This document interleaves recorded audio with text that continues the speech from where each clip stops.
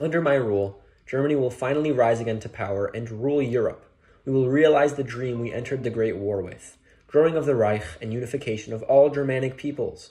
We will shake off the ridiculous reparations of the Treaty of Versailles. We will undo the terrible scars the other powers of Europe have left on our economy and on our national psyche. We will restore German pride. Now that the Nazis are at the helm of Germany, Europe will never look the same. And right about now, you're probably wondering how I got here. Our story begins in November 1918. Germany's fate changed forever. The Great War was over, but the scars of conflict ran deep. The resignation of Kaiser Wilhelm II marked the collapse of an empire and the birth of a fragile democracy, the Weimar Republic. Its leaders were tasked with rebuilding a nation, yet their first act was to shoulder the unbearable weight of defeat. The Treaty of Versailles, a document of humiliation, stripped Germany of its territories and capped its military strength. These amends, an astronomical 132 billion gold marks, crippled the economy before it even had a chance to recover. Many Germans believed they had been stabbed in the back, betrayed by eternal enemies, Jews, communists, and anyone who stood against nationalist ideas. Germany's industry, once a pillar of strength, had crumbled. Post-war production plummeted to levels not seen since the 1980s. Unemployment surged. Through controlled demobilization initially masked the crisis. For the middle class, the situation was exceptionally dire. Investments in war bonds, once a patriotic duty, became worthless scraps of paper. Saving pensions and nest eggs evaporated as the paper mark, the currency at the time, devalued dramatically. For those who had once trusted the stability of their nation's economy, the betrayal cut deeply. Hyperinflation loomed on the horizon, and the wounds of war were compounded by economic despair. In this climate of despair and disillusionment, radical ideals took root. On January 5th, 1919, in a Munich beer hall, Anton Drexler and a small group of like-minded individuals formed the German Workers' Party. It was a modest beginning, but within a few short years, this party, renamed the National Socialist German Workers' Party, or Nazis, would become the driving force behind Germany's darkest chapter. The foundation of a storm were being laid. Born from the ashes of defeat, humiliation, and economic turmoil, Germany, after the First World War, was a nation adrift, its people searching for a savior in the sea of chaos.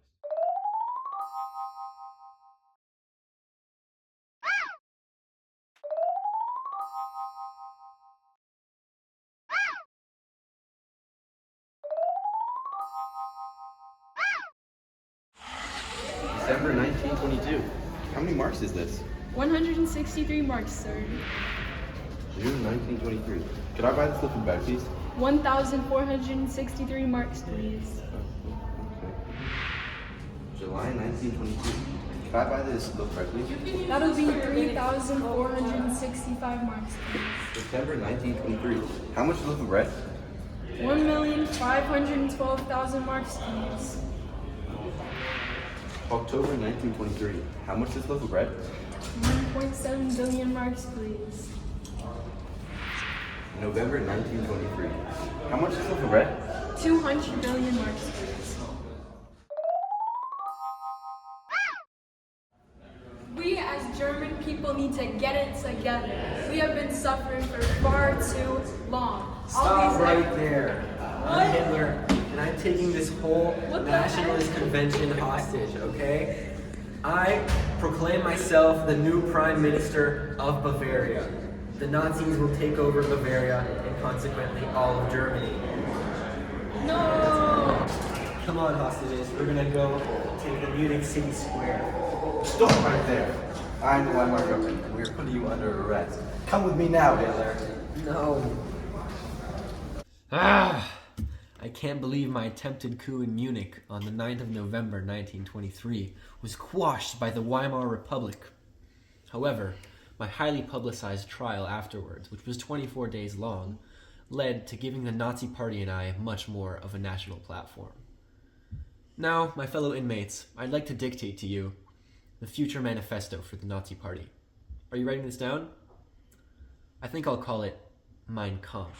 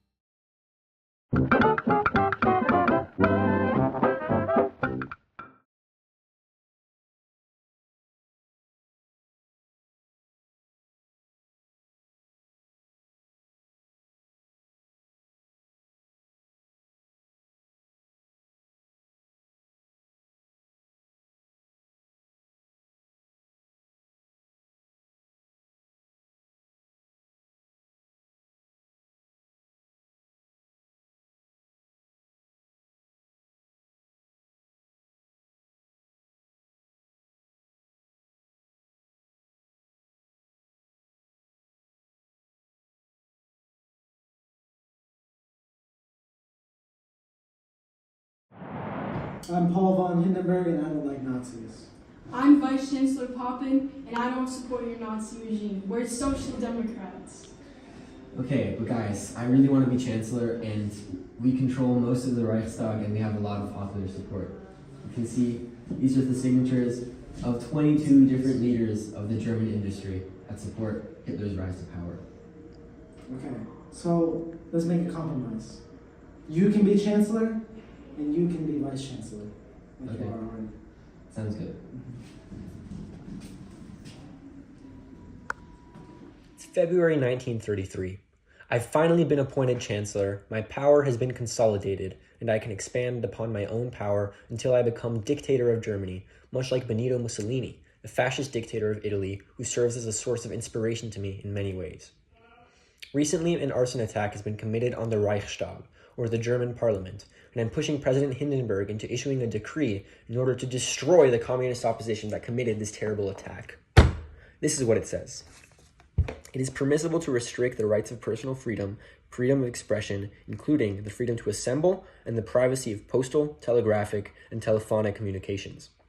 Warrants for house searches are also permissible beyond the legal limits. This will greatly limit German citizens' freedom and allow for easier manipulation of the populace. Next, I'll use my paramilitary forces to coerce the Reichstag into passing a law called the Enabling Act that gives the cabinet and chancellor the power to pass laws independently of the Reichstag that can violate the German constitution. This will essentially make me the autocrat of Germany. By August of this year, parties that are not Nazis will be outlawed. Under my rule, Germany will finally rise again to power and rule Europe. We will realize the dream we entered the Great War with, growing of the Reich and unification of all Germanic peoples. We will shake off the ridiculous reparations of the Treaty of Versailles. We will undo the terrible scars the other powers of Europe have left on our economy and on our national psyche. We will restore German pride. Now that the Nazis are at the helm of Germany, Europe will never look the same.